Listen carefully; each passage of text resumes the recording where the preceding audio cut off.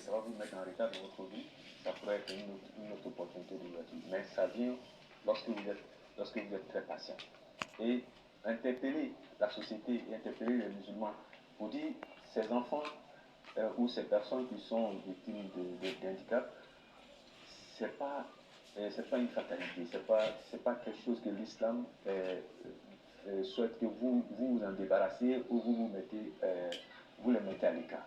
Donc vous êtes amenés, vous musulmans, de soutenir cela. C'est pour ça que vous allez voir que dans la société musulmane bien construite, la charia ordonne aux dirigeants de s'occuper entièrement de ces enfants-là. De ces personnes invalides. De ces personnes invalides. Afin qu'ils soient aussi, parce qu'en islam, il faut les assister. Ils ont tous les droits comme nous tous ici. Pourquoi? Parce que ils ont ce qu'on appelle un nafs. Un nafs, ça c'est la vie qui est dans eux, la vie qui est dans nous tous, c'est la même chose. Lorsque une vie en islam n'est pas mieux que l'autre. Une autre vie.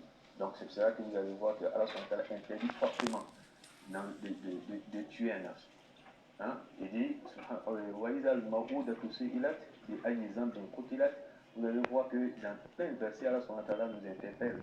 Lorsque vous lui a donné, en disant que ce sont les enfants serpents, donc il faut les éliminer, comme d'autres le font, mais d'autres l'ont fait, dans le passé d'autres continuent de le faire. Sachez que Allah, le jour de la résurrection, vous serez appelé. Il y a cette question que ces enfants vont vous poser. Pour quel péché vous m'avez porté la vie? Voilà.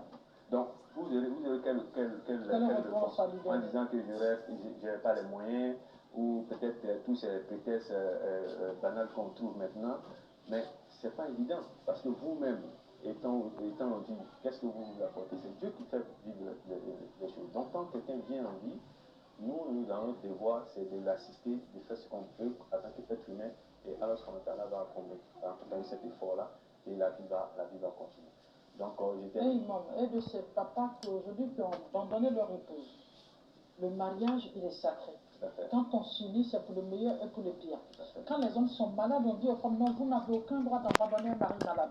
Mais lorsque tu as un enfant handicapé au monde et que l'homme t'abandonne, comment on appelle ça? Tout simplement, c'est un manque de responsabilité, et ces genres de situations doivent être punies normalement directement par la loi. Et il faut dire que islamiquement, c'est pas possible. Si l'imam est informé de cela ou la communauté est informée, ce monsieur doit être interpellé, il doit faire face à son devoir. Parce qu'un enfant, quelle que soit sa situation, il ne doit pas être abandonné. Vous, quand vous faites un enfant, vous devez vous en occuper avec les moyens que vous avez. Mais abandonner, et sous prétexte que c'est un enfant de génie, qui ne m'apportera rien de toutes les façons. C'est très irresponsable. Et c'est déplorable, souvent on trouve les musulmans peut-être qui s'adonnent à cela. Ouais. Et c'est plutôt